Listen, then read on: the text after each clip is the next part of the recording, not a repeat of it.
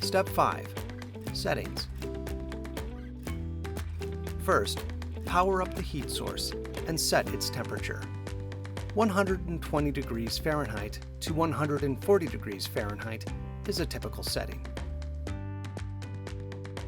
If you have a smart thermostat, plug in that power supply now. Now, plug in the thermostat connector and turn up thermostats to call for heat. Each active thermostat should show a blue zone light at the top of the board, above the thermostat connector. All pumps should be active, each indicated by a green light getting brighter. Now, let's assign the thermostat zones for each pump by moving the jumper to the correct zone. Each pump has its own section of the control board, labeled 1 through 10. Pump 10 is always to the heat source.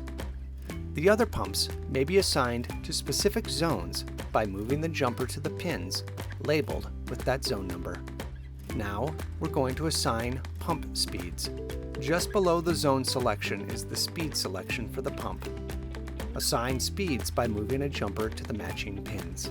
Set pumps as low as possible to keep your house warm. Usually those settings end up as follows. Low. This is adequate for most single loops. Medium.